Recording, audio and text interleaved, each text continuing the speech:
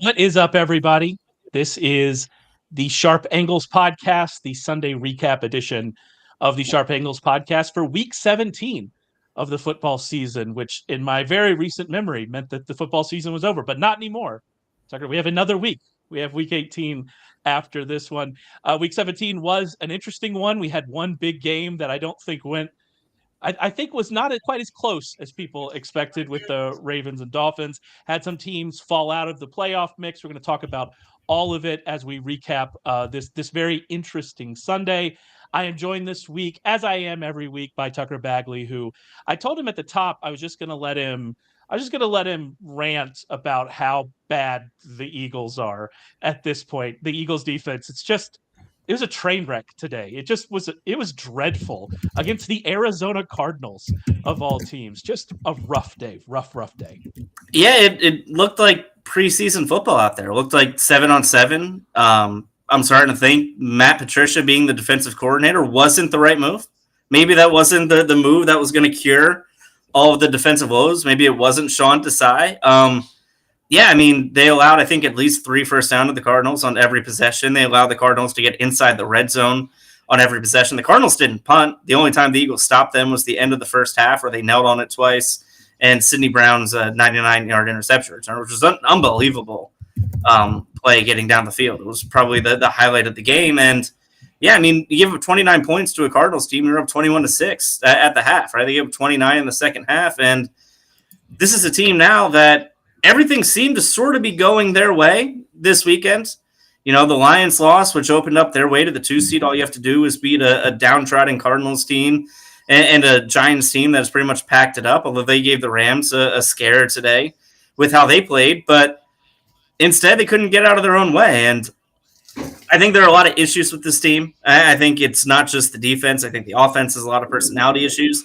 It sure seems like A.J. Brown and Nick Sirianni can't coexist, and I think the odds of them both being in Philadelphia for week 1 next year are getting longer and longer with each passing day. And you look at this team, and maybe they can figure things out in the next 2 weeks. Right now, I mean, it's pretty much a guarantee they're going to have to go to Tampa Bay or go to New Orleans in the wild card round. Like, they aren't going to host a playoff game. What we saw today might have been Jason Kelsey's last game in Philadelphia, might have been Brandon Graham's last game in Philadelphia. It might have been Fletcher Cox's last game in Philadelphia. And the way they performed, I mean, anybody who thought, hey, the schedule's tough, hey, they're still trying to figure it out. I just think back to the 10-1 start where they weren't playing well, and the thought was, well, when they figure it out, look out because they'll be unstoppable. That might have been them figuring it out. Like what they did the first 11 games might have been them at their best. And what we're seeing now is them, you know, really just grinding. And I thought the offense played all right today, but when the defense, you know, allows the Cardinals to stay on the field for 40-plus minutes, you're not going to win. And for a team that had Super Bowl aspirations, it's starting to look like now, I'm sure they'll still be favored wild card weekend wherever they go on the road, but I don't think a lot of people will be confident that they can go on the road and win a playoff game anymore. And that was going to be one of my first questions is, I assume it will still be Tampa Bay. Tampa Bay had a bad loss today to the Saints, but the Bucs just need to win one of the final 2. And they have a game in Carolina next week, which you're going to like their chances in Carolina to win that game and to still win the division and make the playoffs.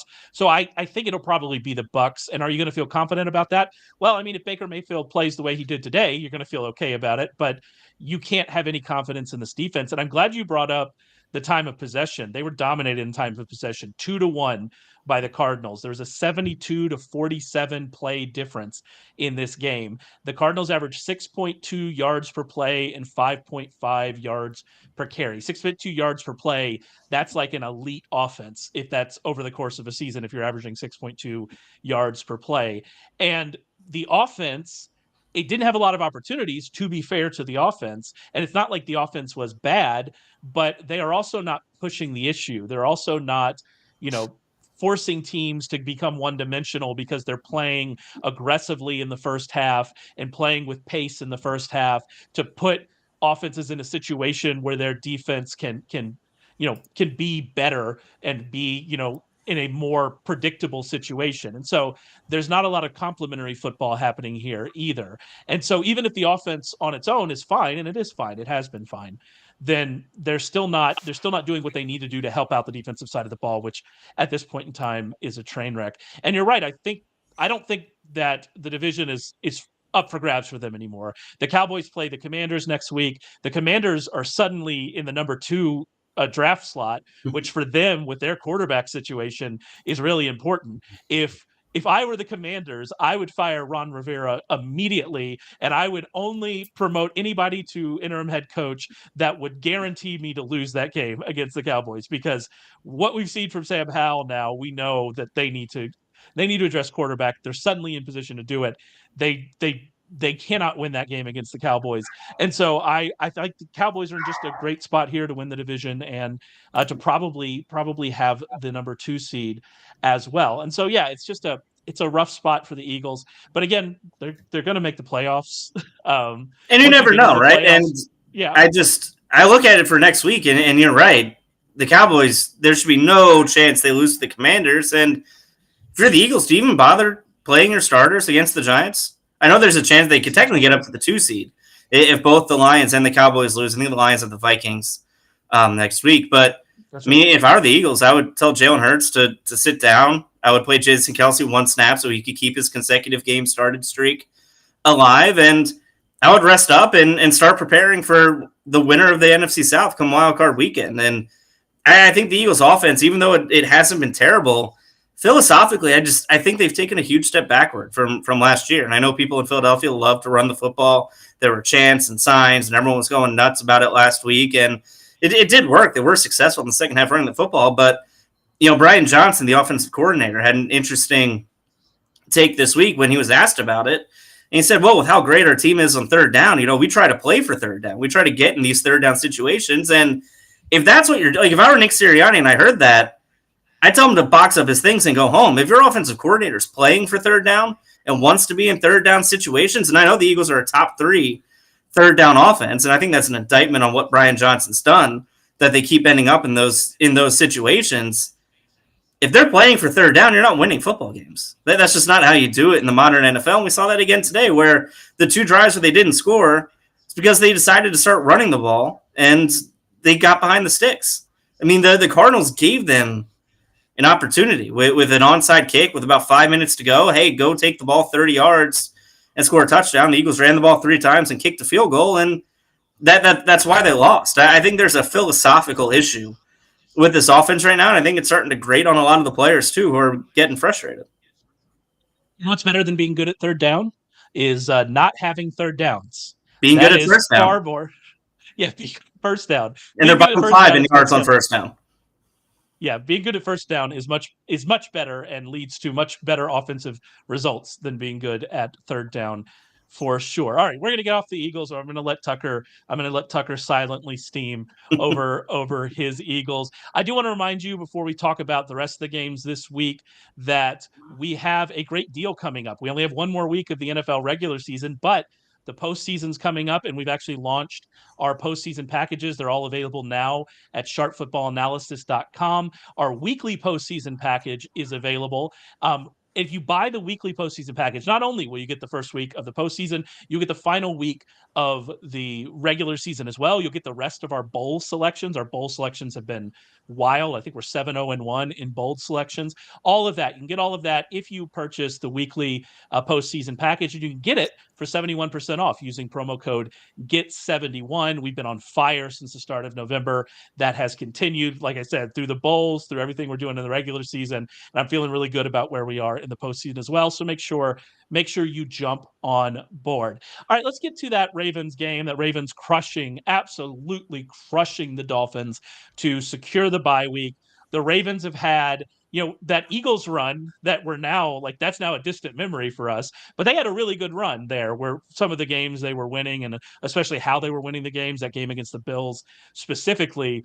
But these last 2 weeks the Ravens have had, that's probably a better run when we're looking what they've done. They're able to secure the number 1 seed. They're able to secure the bye week. In this game against the Dolphins, they were losing by 3 points at the end of the first quarter. The rest of the way, they outscored the Dolphins 49-9. I guess Lamar Jackson's quarterbacky enough, right, for the MVP? We think he's quarterbacky enough now. one of the dumbest things I've ever heard. So Lamar Jackson is, probably going to run away with the MVP now. Like, I don't really know what we need to say about this Ravens team. They are one of the best teams in the AFC. I am very interested, though, about the Dolphins because of where this puts them. They suddenly find themselves in a division championship game with the Bills next week in week 18. We saw them lose Bradley Chubb, probably out for the season. You can kind of elaborate on what you think about that and why he's even in the game at that point. They lost Jalen Phillips earlier in the season in a very similar situation, right? Why was he even in the game in that one? Xavier Howard got hurt. Anthony V aggravated his foot injury. Tua had a shoulder injury. He said after it that the shoulder's fine, but he has a shoulder injury. I don't know, Tucker. This is not looking great for the Dolphins as we head here into the final week of the season. No, and it's funny. It feels eerily similar to last year. And granted, Tua is still on the field, so that they still have a fighting chance. They're not going to be going in with their backup quarterback into a playoff game. But, yeah, you look at them, and they're limping towards the finish line. And once again, it's kind of ironic because, Mike McDaniel was so dismissive early on in the season. They said, oh, you're so great through 5 weeks. He said, well, we want to be great through 18 weeks. And this is now the second straight year where through 5 weeks, they looked like, maybe if not the best team in the NFL, certainly a legitimate Super Bowl contender. And here we are, 5 hours away from January, and they're limping towards the finish line again. And they're kind of set up in a position now where if they don't win next week and they have to go on the road in the wild card, probably not going to be favored in that situation either, depending on who wins the AF or, depending on the AFC South situation. I bet they probably would be. Yeah, they'd be favored against. I mean, it'll be the Jaguars, Texans, or Colts. Yeah, I'm gonna like their chances of being favored in that one. But like, if Trevor Lawrence is healthy, or if CJ Stroud is healthy, and that defense in Houston is healthy, Will Anderson was back today, right? I continue to not think the Colts are very good, but the Colts beat the Raiders today. The Colts could be the champion of the AFC South, and I'm going to continue to say that. But yeah, like, it's not going to be an easy game if they're forced to go on the road and play that team, if kind of the people we want to be healthy are healthy for those teams. Yeah, and this is a team that we've been begging to beat a contender all year, right? Like, begging to say, hey, show us that you aren't just a team that beats up on bad teams. And it's funny, watching today's game, I thought, is this the best Lamar Jackson's ever looked? Is this the best this Baltimore Ravens team has ever looked? And the only game I thought of was week 1 of his MVP campaign, which was against a very different Miami Dolphins team with Brian Flores, and they were trying to lose. But it was the same thing. Like, Lamar Jackson went 17 for 20 for 324 yards that day, had a perfect passer rating, 5 touchdowns. Today he was 18 of 21 for 321 yards, 5 touchdowns, and a perfect passer rating. Like, he did the same thing to this Dolphins team that's a playoff contender. I don't know if they're a Super Bowl contender, but they're a legitimate playoff team. They have 11 wins against a team 3 years ago that was tanking, that was trying not to win. I mean, he just shredded them today and made it look easy. Like that felt like a Big 12 game where you have a Heisman candidate quarterback going in against Texas Tech or Mizzou, and he's just going to ball out. Justice Hill was open always. Like, every time I looked up, and it was really tough this early slate because there were 10 games on at the same time. Yeah, they had a 10 box on Red Zone to start, which I've never seen before. It was wild. But every time I'm looking up, Justice Hill is open. And he's just running down the field. And that's Justice Hill. Like, no disrespect on Justice Hill, but you're not talking about a playmaker. What I have to say about the Dolphins, though, is just last week they beat the Cowboys. Mm-hmm. So they did finally do what we wanted them to do. They beat the Cowboys. The Cowboys are probably going to be the number 2 seed in the NFC. They beat them, right? And then you follow that up. And albeit they didn't have Jalen Waddle, they have their injury issues on the offensive line. All of that those are all valid things to bring up when we talk about this game, but they weren't in it after the first quarter, and that is definitely a concern given if you want to be considered with the Ravens as one of the best teams in the AFC. Now, what I also could say to this is the Ravens might just be far and away the best team in the AFC, and no one's going to touch them. We'll talk about the Chiefs later. The Bills, they have their issues with playing up and down to competition. The Browns, great story. Joe Flacco, and is this going to continue? Can we keep this going? Like, there are questions for every other one. For the Ravens, I don't really have any questions anymore. We're just like, all right, let's get to the playoffs and let's hope Lamar stays healthy and let's see what we can do. But I mean, is the question still that they haven't really won a big playoff game, right? Like, it feels silly to say this because Lamar Jackson has been so great in the regular season. He's a week away from sealing up his second league MVP in the last 4 years, but we still haven't seen him do it. And it feels like a broken record, and it feels weird saying it, but this is a team that with this coach and with this quarterback, they haven't had success in the postseason before. And I don't know. I don't want to be the guy who constantly doubts Lamar Jackson because he's been unbelievable this season and he's going to win MVP and rightfully so. But we haven't seen them do it in January. We haven't seen them, and they won't have to go into Arrowhead or they won't have to go into Cincinnati or Buffalo, right? Like they have home field advantage locked up. They aren't going to play in Wild Card Weekend. They'll be at home. They have the easiest path to the Super Bowl that anyone does right now. But I don't know. I look at that team and what they've done in the postseason. Lamar Jackson hasn't been healthy in the postseason in each of the last 2 years. But until I see them do it, much like the Dolphins, until I see them beat a legitimate AFC contender, I'm still going to have doubts in the back of my mind about just how easy Baltimore can make it look come playoff time. Actually, and it's funny, I'm now looking at the playoff picture, and we talked about if the Dolphins lose to the Bills, them going to the AFC South. That's not what would happen, is it? If they I'd have to see what the tiebreakers are with the Browns. I'm trying not to forget about the Browns because the Browns already have everything locked up. The Browns are basically going to have nothing to play for next week. And so I kind of I'm forgetting, the Browns are the 5th seed right now. If the Dolphins lose, I'm not sure how those tiebreakers will work, if the Browns are even going to play people next week. So, yeah, it could be a possibility where they have to go. If the Dolphins lose next week, it could be a situation where they're going to Arrowhead, which is much different. Where the Chiefs are right now, I don't know. That would be very fascinating to watch that for sure. The other number 1 seed also locked up today, and that's with the 49ers. I mean, I watched you watch this game, and the 49ers, it never really felt like they were in danger. It didn't also really feel like they were stomping the Commanders defense that is very vulnerable to everything. So that was a bit odd. I continue to wonder, is Purdy hurt? He had a good game, obviously. His numbers look great. He played Commanders. He has a good game. But I wonder if he's hurt. I just don't know. But now they have 2 weeks. They have nothing to play for next week against the Rams. They have 2 weeks. They're going to get him healthy.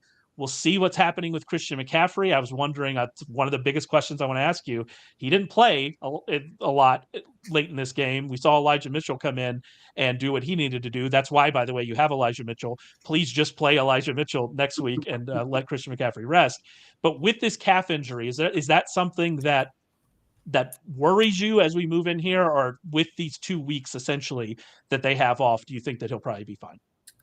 I think with the 2 weeks, he'll probably be fine. But Christian McCaffrey is a guy who, you go back to the end of his Carolina Panther tenure and why they felt comfortable kind of moving on from him and letting him go to San Francisco was he had injuries like this that lingered, right? He had a hamstring injury, I think, week 3 of 2021, and he never played again. Yeah, I think he came in for 1 game, played a half, got a shoulder injury, and never played again. He's had groin injuries. He's had calf injuries that have lingered. This is a guy who, when he's healthy, he's the best running back in the NFL, possibly the best offensive weapon in the NFL. But the reason why he kind of flamed out in Carolina was because he wasn't on the field all the time because these soft tissue injuries lingered. So that would give me a little bit of pause. Now, I also wonder, because he was out most of the second half today, and kind of where the 49ers are. I mean, they put up 400 yards of offense. They just struggle to punch it in the red zone. 49ers are a team that they like to sort of play with their food. I said it a couple weeks ago, they're going to be tied 10-10 with every team midway through the second quarter, and then they check their watch and decide, you know what, let's just boat race them, and then they win by 3 touchdowns. So that today it was 10-10 midway through the second quarter, and a lot of people in Philadelphia, as the Eagles were up 15 points on the Cardinals, were saying, here we go. We have a shot at the 1 seed if we can win, hold on to this one and beat the Giants next week. And then the 49ers just turned a little bit.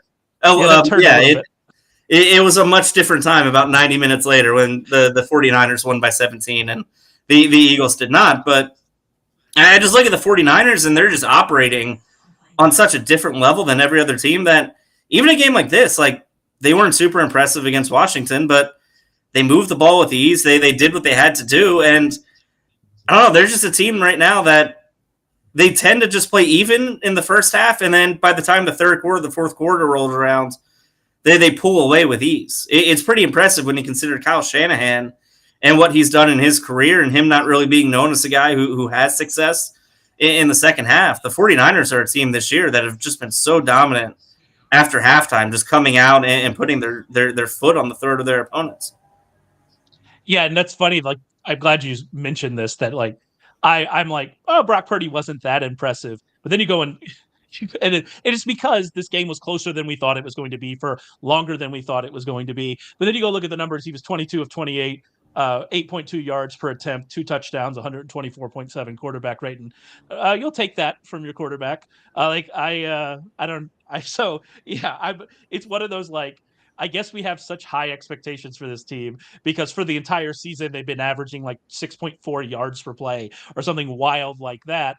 And so when it's not perfect against a defense you expect them to destroy, you go, oh, I don't know about how all this is going. But yeah, they're going to be fine. They are obviously one of the two best teams in the league for sure. We mentioned this when we were talking about the Dolphins, the Bills. The Bills were able to win this week. They held on against the Patriots. To be fair to the Bills, the Patriots defense is good. The Patriots offense is not good, but their defense is still very good. And so you could see why they might struggle a little bit against that. But this Bills team continues to be the one team in the NFL that you think could beat any other team and also lose to any other team in any given week. And this roller coaster that this team is on is wild, and it could continue because if they beat the Dolphins next week, they're going to be the number 2 seed. They're going to win that division and be the number 2 seed. If they lose to the Dolphins next week, then they could miss the playoffs if results go against them. If the Steelers win, I believe they'd miss the playoffs. And so this roller coaster is just going to continue to roll on for this team. And it's been one of the wildest seasons that I can remember for a team that I think is really good, that I think is still one of the elite teams in the NFL. Yeah, I mean, they're just a high variance team, and I think it's because they're led by a high variance quarterback. I mean, Josh Allen's the guy right now that I think if you made a list of, the quarterbacks you would want if you had one game to win, if you could pick any quarterback, it'd be a very short list of guys before you got to Josh Allen, right? It would be Patrick Mahomes, it would be Lamar Jackson, maybe Joe Burrow if he's healthy, and then, Josh Allen would kind of be among that group. And then you go out and look what he did today. It was 15 of 30, 150 yards, a pick, had a passer rating of 53, and that offense struggled. You mentioned that Patriots defense is really good. They only scored 21 points because of a kick return by Jalen Reagor at the beginning of the game. They only put up 2 offensive touchdowns in the final, 59 minutes of the game. Bills still put up 27 and they were fine. But yeah, you just kind of look at what he's done this year, and on a week-to-week basis, you just don't know what guy you're going to get, because he's had games where he's looked like the MVP, where he's probably played as just as high as the level as Lamar Jackson, maybe even higher. And then you have games like today where you kind of watch and it just doesn't seem like it's all there. He looks confused. The offense just doesn't seem to roll the right way. And maybe him and Joe Brady are still trying to figure things out and have a few kinks to work out before the postseason. But it's just he's such an odd quarterback to watch, because I think on any given Sunday, you don't really know what you're going to get. Are you going to get an MVP candidate, or a guy who looks like Carson Wentz? And that high variance, though, is, it's why if they make the postseason, I'm going to like their chances. I'm not going to say that they're going to be the favorite. They're certainly not. The Ravens are the favorite. The 49ers are the favorite, and for good reason. But would you be shocked if the Bills end up in the Super Bowl? Absolutely not. No, and would you be shocked they lose on Wild Card Weekend? Absolutely not. Absolutely not. That's where we are with this team. And it's such an interesting team, and it'll be fascinating to watch which version of them shows up in Miami next week. I'm pretty sure it is in Miami, if I'm remembering off the top of my head, next week. I assume that game will be on Sunday night. It's in Miami. I would be surprised if that's not the game that is flexed to Sunday night, the last game of the season. Man, all of that sets up for just the most fun Josh Allen game you've ever seen in your entire life. Moving on to the AFC South, all 3 of the contenders in the AFC South ended up winning. The Jaguars shut out the Panthers. Trevor Lawrence didn't play in that game. The defense stepped up when they needed to. CJ Beathard, don't call him beat hard. They did enough, and they were able to win that game. Travis Etienne finally showed up, had a big run, a long touchdown run. And so they're in a great spot. If they beat the Titans next week, they win the division. I'm interested in your opinion on Trevor Lawrence, kind of based on what you saw with the injury reports this week. Do you think we're going to get him in week 18 in that game against the Titans? It seemed to me like this was the first time that Trevor Lawrence all the other times where we've been like, all right, Trevor Lawrence, he's going to play through it. This was the first time where the Jaguars like, I don't really know if he's going to play through it because he's been an Iron Man. He played through tons of situations where we just didn't expect him to play this season. But this one felt a little more about like, I don't know. And that gives me some pause about what we're going to see here in the season finale. Yeah, and it certainly, like, if you look at the schedule, they could certainly beat the Panthers without Trevor Lawrence. Right? The Panthers are a hapless organization. Their owners throwing drinks on Jaguars fans. No, I'm just going to interrupt you for a second. Go to Warren Sharp's Twitter account and find the video of Tepper. Wild behavior from an NFL owner. Absolutely wild behavior from an NFL owner. Sorry, continue. As someone who became a Panthers fan for 2.5 years because they hired, my buddy Matt Rule, I think David Tepper is the worst owner in the NFL. Like, if you want to know why the Panthers can't win, it's because David Tepper owns them and he has no idea what he's doing. But back to Trevor Lawrence. If you look at his career, and today was his first start he'd ever missed, and I even wrote it in the injury report this week, like, he had a high ankle sprain, played through it, had a concussion, graduated concussion protocol within a week, played through it, no problem. And then this week it was like, oh, hold on. And maybe it was because they had the Panthers on the schedule, because they had a good feeling that their defense could shut out Bryce Young and they wouldn't need much. I mean, they played pretty conservatively, especially through the first half. They kicked, 3 field goals, were up 9-0 at halftime. Then ETN broke off that long run to kind of break it open. So if you want to be positive, you could certainly say that they kept him out because they know that kind of next week is a quasi win and in situation against Tennessee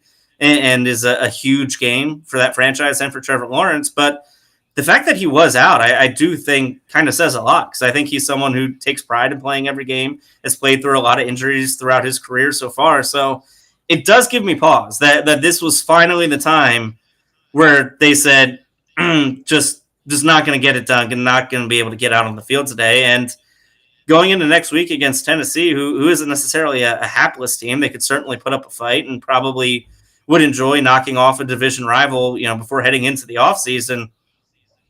It's going to be an interesting game because I don't think you can beat them with C.J. Beathard playing the way he played today, even though he was fine. He had 17 completions for about 180 yards. He didn't give the game away, but I think you're going to need to do more against a Tennessee defense that's a little more talented than what Carolina has to offer. Yeah, I mean, what we saw from the Titans today against the Texans wasn't great, but the Texans defense specifically, with the way they stopped the run, and I mean, you can go look at Derrick Henry's stats over the last 3 weeks, 2 of those against the Texans, and that'll tell you what you need to know about that team. The Titans don't match up well with the Texans. The Jaguars are going to Tennessee. Tennessee is a different team, has been a different team at home this season. And we've seen this play before with the Jaguars needing a win against a Titans team they should beat, and it not working out. If I'm remembering correctly, I think if I'm remembering my AFC South lore correctly. Are you thinking about when the Colts lost to the Jaguars? Or was it the Colts losing to the Jaguars? Am I messing up my AFC South lore? Yeah, that was 2 years. That was when Carson Wentz was with the Colts, and they lost to the Jaguars the last week of the season. As someone who had the Colts win total under that season, and I just took the Jaguars that day as well on the money line for about 3-1. That was a profitable day in the Bagley household. Yeah, there you go. That's the one. Man, this AFC South is wild every single year. Do you think we should realign the divisions? The fact that the AFC South and NFC South are so hapless. I absolutely love this division. And quietly, I mean, this division, the Jaguars, if they can fix their defense and Trevor Lawrence can take a step forward, they're in a good position. The Texans are in a great position. Like, I think they're going to be some good teams coming out of this division. The Colts get Anthony Richardson back, figure out some stuff on the other side of the ball. They could be a good team. The Titans are kind of in a weird spot, but yeah, I think this division is fine. And as a childhood Oilers fan, I'm not a Titans fan anymore. They left Houston. Stop wearing those jerseys, please. But as a childhood Oilers fan, there's something about this division that I love. Speaking of Houston, speaking of the Texans beat those Titans today, absolutely dominated them with CJ Stroud getting back. The Colts held on against the Raiders. I mean, you can say what you want about the Colts doing that. The Raiders they were in the playoff race until today. And so the Raiders were certainly not a pushover team. The Colts were able to win. That sets up a meeting next week that is essentially a win and in game. If the Texans win, they're in. If the Colts win, they're in. It's going to be in Indy. I continue to think, and sorry, Colts fans, The Colts keep winning, and if they make the playoffs, it is what it is. Good on them. I continue to think the Colts aren't as good as teams like the Texans and the Jaguars. I continue to think their offense it's not quite there. Their defense is not quite great, but you got a home game if you beat the Texans, you're in the playoffs. I think anything can happen in that game, and it's going to be a really interesting one. Yeah, and I kind of on the same board as you. If CJ Stroud is playing, he's far and away better than Gardner Minshew. I think the Texans defense is far more talented than what the Colts have right now. But I also think, like, if Indianapolis wins, what Shane Steichen's done this season there has, I think, gone completely under the radar. The fact that Anthony Richardson, a guy who came into the NFL and no one thought he'd be ready to start week one because of how raw he was, how kind of poorly he threw the ball at the University of Florida. And he looked like a Rookie of the Year candidate before he got hurt the first 4 or 5 weeks or so. Then you bring in Gardner Minshew, who's, kind of just the funny backup quarterback that no one ever takes seriously. And you're in the situation now where you have a playoff game, and you look what the Eagles have done offensively since he left. And you kind of look at what Shane Steichen's done now in his career, where he developed Justin Herbert, and Justin Herbert hasn't been the same since he left. He developed Jalen Hurts, and that offense hasn't been the same since he left. And now you look what he's doing in Indianapolis with Anthony Richardson to start the year, with Gardner Minshew, is probably just as good, if not, maybe a little worse than some of the guys that Frank Reich had to deal with during his time in Indianapolis. And you see what Shane Steichen's gotten out of him. I mean, Shane Steichen, I don't know if he's on the level of, McDaniels or anybody like that when it comes to best offensive coaches in the NFL, but I just think what he's done really throughout his career, but especially this season, it's gone completely under the radar. You said McDaniels. I want to give you a chance to correct yourself. Shanahan? I meant Shanahan. Yeah. I wanted to let you not. I wanted to let you go. No, I meant Shanahan. Yeah. I was scrolling through in my head for that, and I got to McDaniel and Shanahan. There yep. we go. Not Josh McDaniel. No, I was thinking Shanahan. I meant Mike McDaniel, and instead I said Josh McDaniels and ruined it for everybody. In 2007, that would have been a good take, though. Yeah, that'd have been a great one. I do want to make it clear with this Colts team. This is me not thinking that they're as good as the other teams has everything to do with the roster. Shane Steichen's been amazing. And in any other year, Shane Steichen and Sean McVay would have great cases for the coach of the year. The problem is that Kevin Stefanski is going to lead the Browns to a number 5 seed, right? With 4 quarterbacks. So, there you go. I don't really know what else you're going to do. What else you're going to do with that information? But yeah, Steichen deserves all the praise he's getting for what this team is. And we've seen this team be able to build talented rosters in the past and build a very good offensive line and a very, very, very good defensive situation. And where they are when they get Anthony Richardson back, I do think the future is looking very, very good for this team. And it looks like they hit on their coach, which that really matters. It also looks like the Texans hit on their coach. So that's what I'm saying about this division. This division is very interesting as we move forward. All right, let's move on to the Chiefs and Bengals. I mean, the Bengals, they lost this game. They stayed in it throughout the entire thing. It was a good showing for them. They are eliminated now for the playoffs because the Steelers were able to beat the Seahawks. We'll talk about that in a second. So I don't really think we need to spend a lot of time on the Bengals, except to say them staying in this as long as they did with the injury situation to Joe Burrow, both to start the season and then the way they started the season, and then now being without Joe Burrow for a while, what they were able to do with Jake Browning and how they designed the offense around them, all of that is very commendable. And we could talk about that in the offseason with kind of when we're talking about that team.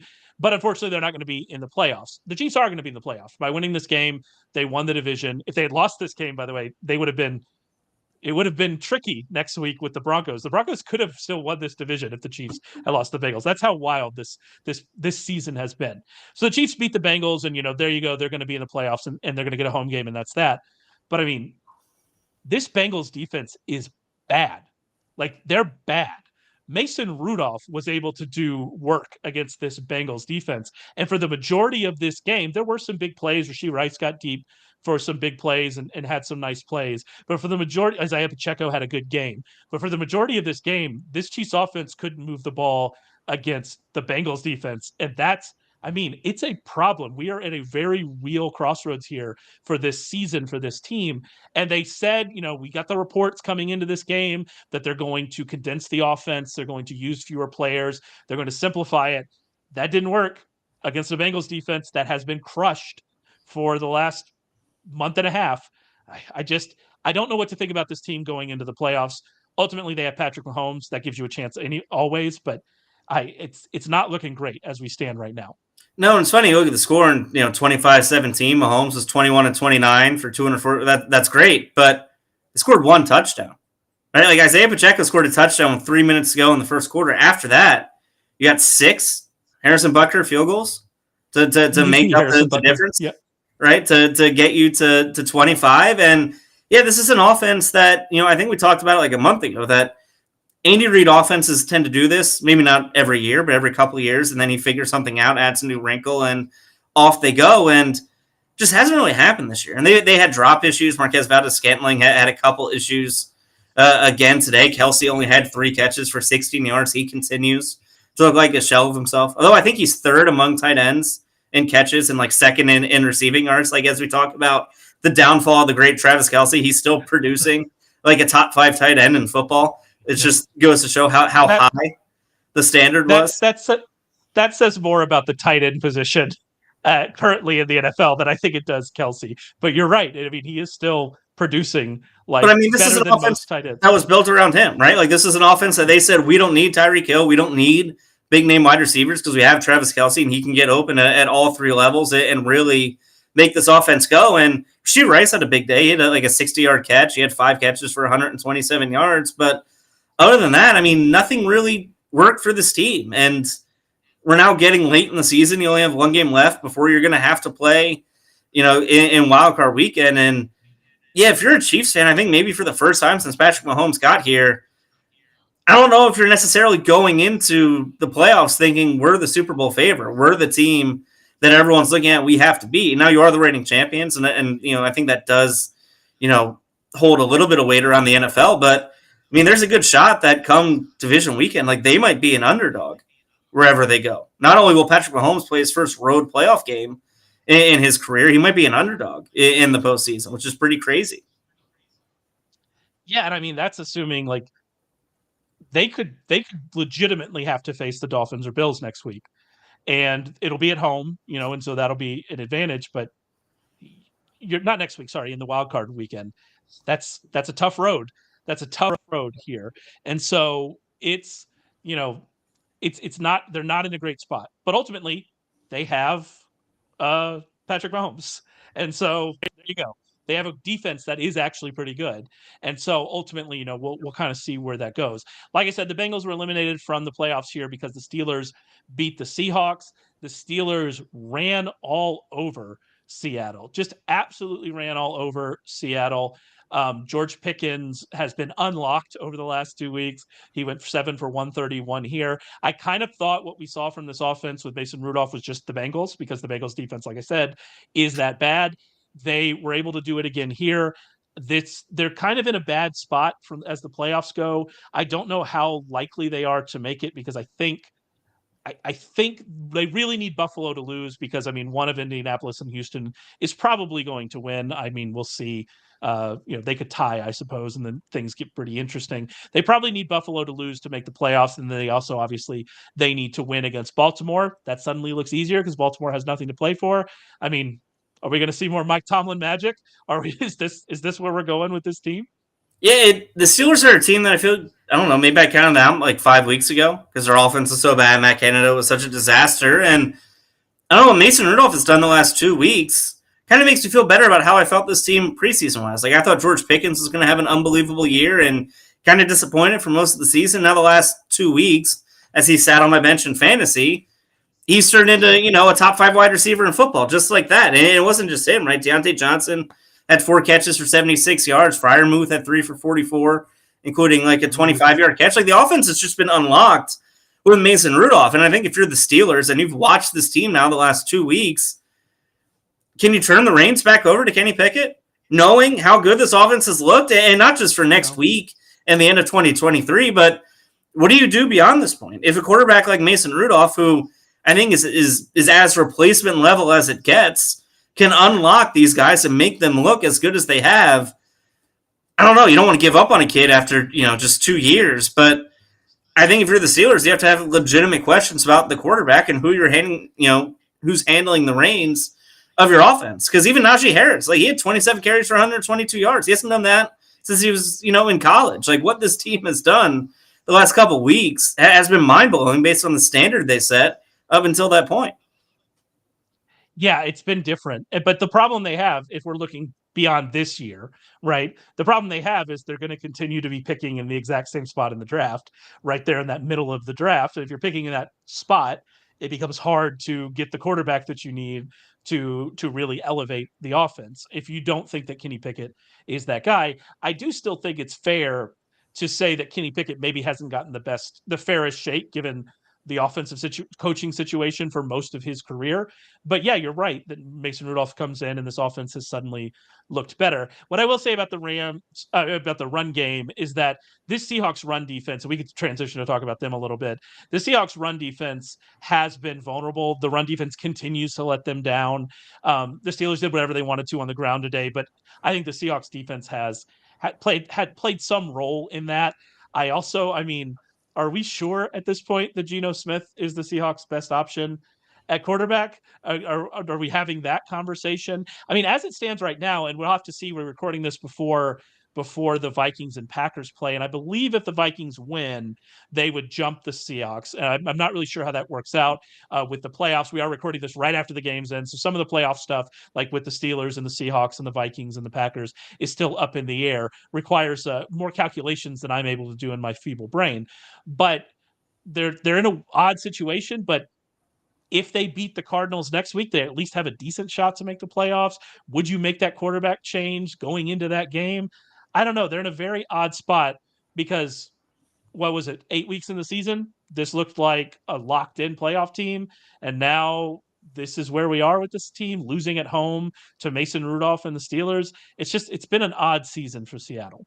It's been really up and down. And you're right. I think week 8, it was them, and after the 49ers went on that 3-game losing streak, there was a shot that they could jump the 49ers, and now they look like they're playing 2 different sports, with the Seahawks only 8 wins and the 49ers wrapping up the number 1 seed in the NFC today. But yeah, I don't know if Geno Smith was necessarily the issue, right? He had 290 yards, he had a really long run for 25 yards late in the third quarter that helped set up a scoring opportunity. But it's just a weird team, and I think Geno Smith is kind of settled into just being fine. I think this might be his ceiling. I don't know if he inspires a lot of elite quarterback play, and I think if I'm the Seahawks moving forward, you kind of know what his ceiling is, and I don't know if it's enough right now to elevate the kind of team that they are with the defense they have and the players they have surrounding him on offense. Yeah, he did lose a fumble in a pretty inopportune time, and so I think that is also living in my brain as well. But yeah, are you going to bench him for Drew Lock? Drew Lock had that comeback.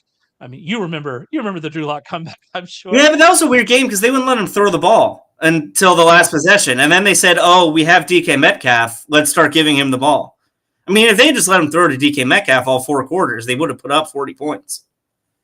Yeah, absolutely. Maybe that says more about what they think about Drew Lock, that they didn't really let him throw the ball the way they let Geno Smith throw the ball today. As someone who had the DK Metcalf over in that game, I was lamenting, hey, but it all worked out. Everything wins a win, right? That Seahawks loss does lock in the Rams to the playoffs. They survive in New York, an absolute survival. The Giants go for 2 at the very end. They're not able to get it. They should have gotten it if Tyrod Taylor just runs it in. I think they get it. And the Rams are in an odd spot, but they're officially in the playoffs. Their game next week against the 49ers is absolutely meaningless to both teams at this point. It'll be interesting to see how they play it. I think the thing to take away from the Rams is the offense with their 3-star offensive players, with Kyren Williams, Cooper Kupp, and Puka Nacua. That offense, with those 3 guys on the field, this offense is elite. It is one of the best in the NFL. They average 6.4 yards per play today. They're amazing. It is concerning that in the last 3 games, they've allowed all 3 of those games to be close at the end when they appeared to be the better team. The defense, it looks to be a concern as we head into the playoffs. And as they play the better teams in the NFC, that might end up being their Achilles heel. But either way, I mean, this has been a great season for the Rams. They're in the playoffs. Nobody expected that heading into the season. This has been an absolutely great job by Sean McVay, by Matthew Stafford, by the rest of this team. It's been a very good season, no matter where it goes from here. Yeah, you just wonder kind of if they've hit their ceiling, right? And we talked about for a while that, their offense and with how explosive they can be, they could compete with anybody, right? Any of the NFC, contenders, if their offense gets on a roll, no matter how, porous their defense is, and they gave up, I think, 5.8 yards per play to Tyrod Taylor today, who is far and away better than Tommy DeVito. Like, can we just mention that for a second? That having Tommy DeVito play over Tyrod Taylor the last, 4 weeks was just ridiculous by the Giants. Yeah, I'm very confused. I love the Tommy DeVito experience. The Italian in me that grew up eating my grandma's cooking loves the whole Tommy DeVito cutlet, the Rouse jarred sauce controversy with him. All of that was super fun. But yeah, it's pretty clear that Tyrod Taylor's a better quarterback at this point. And so if you're trying to win games, yeah, that seems pretty clear to me. But maybe they weren't trying to win games. So yeah, maybe that's it. And maybe they're waiting for Christmas to hit so they could get all the merch stuff out and then switch back to trying to win again. But the Rams are clearly built around their offense. They're clearly built around 4 guys. And I just don't know if that's enough to carry them, deep into the postseason. And the one thing I just think is interesting is all 4 of them never really have great games all at the same time. Like Williams had 3 touchdowns today.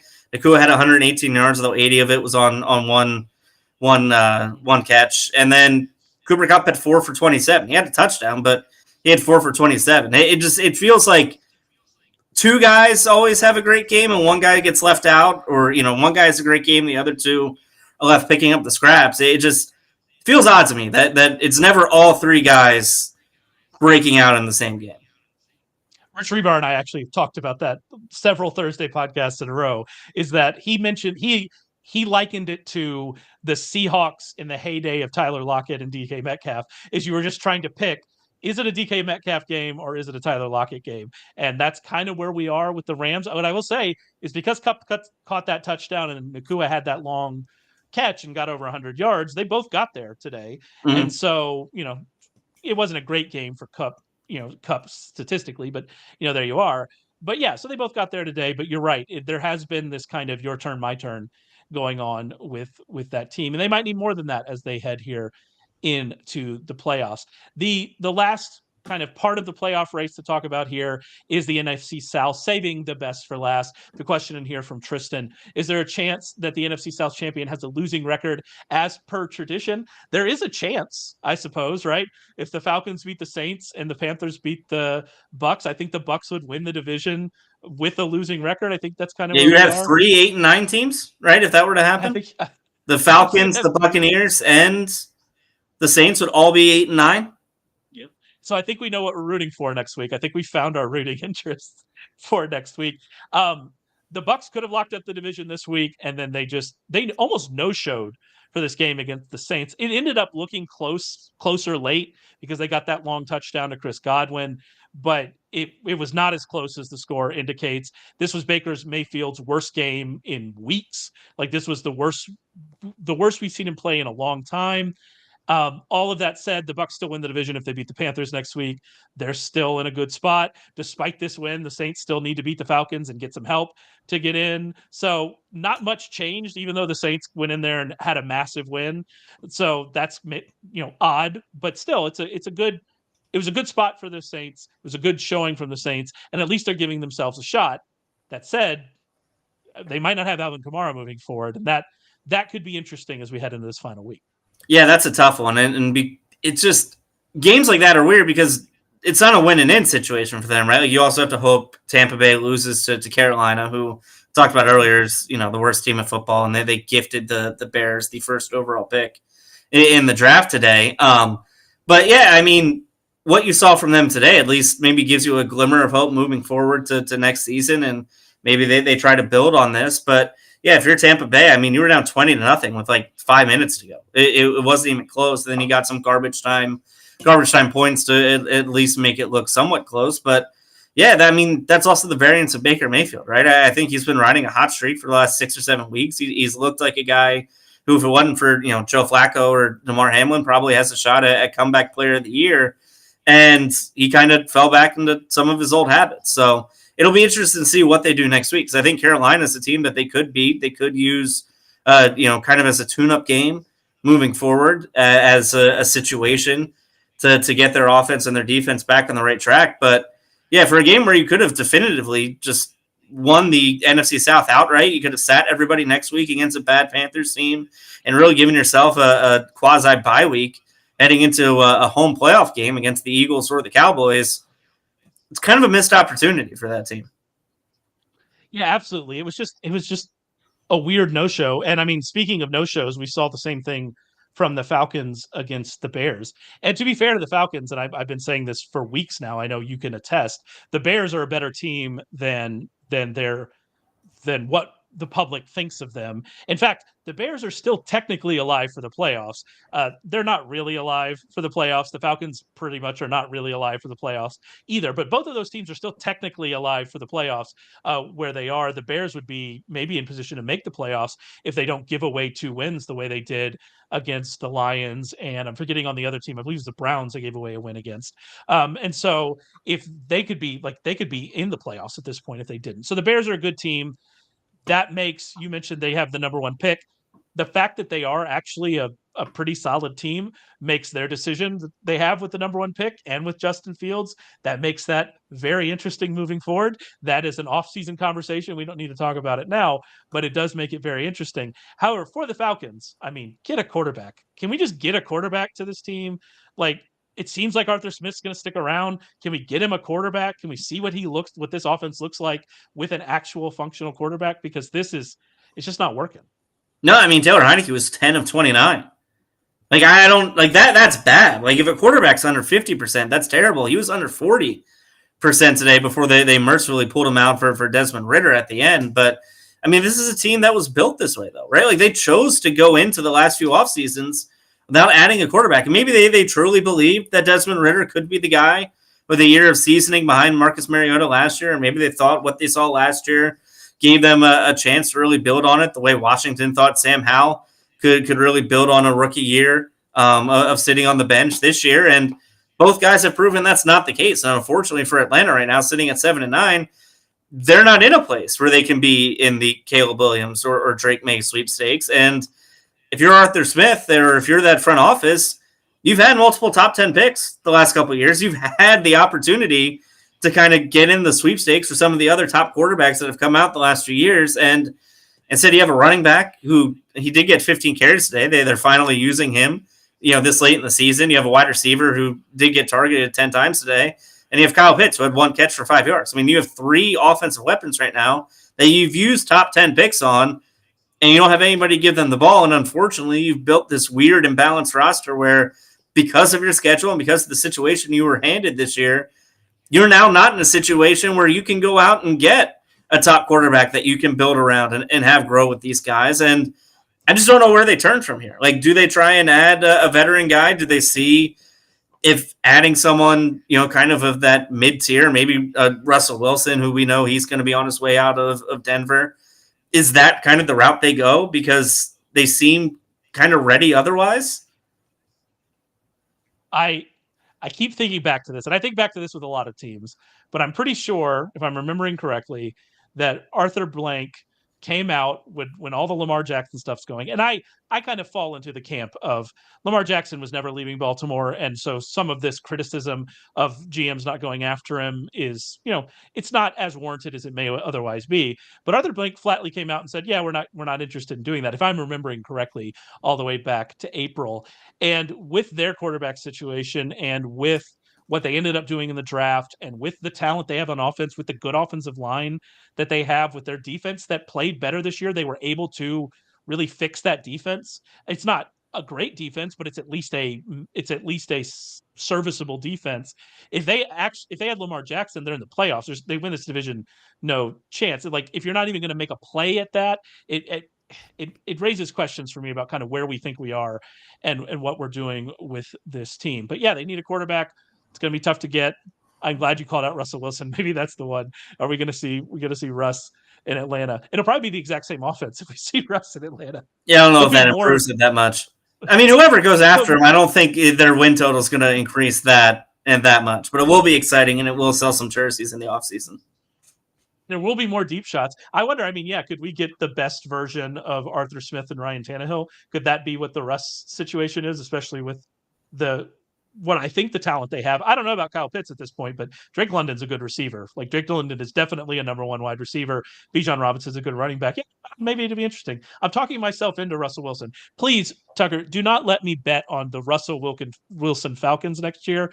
Don't let me bet on their win total. Don't let me bet on them making the playoffs, because if that's the case, I will be betting on them. I already know it. I'm going to lose so much money if that ends up happening. You've ruined my new year thinking about it. You've ruined my new year thinking about it. But that's about it for us. We still have a bit of the playoff picture to play out here in week 17 with the Vikings and Packers. That will change up some things. And then we don't even know what the schedule is for next week or when people are playing. Like I said, I assume that the Bills and Dolphins will be Sunday night. But yeah, we don't really know. There'll be some Saturday games. We don't know what those are. So all of that, we wait with you to find out what all of that is. Remember, you can go over to Sharp Football Analysis and get started in early on our postseason package. If you sign up for the weekly package, you'll get week 18, all of our week 18 fantasy and betting recommendations. You'll get that for free. Use code GET71. You'll get 71% off. You can go to YouTube, you search Warren Sharp. You can subscribe to our YouTube channel. You get notified when we go live. We do this podcast at 7:30 every single Sunday. We're going to keep doing it through the playoffs. So, make sure you come and join us there, and come back next week as we talk about all the wild things that are going to happen in week 18. We'll talk to you then.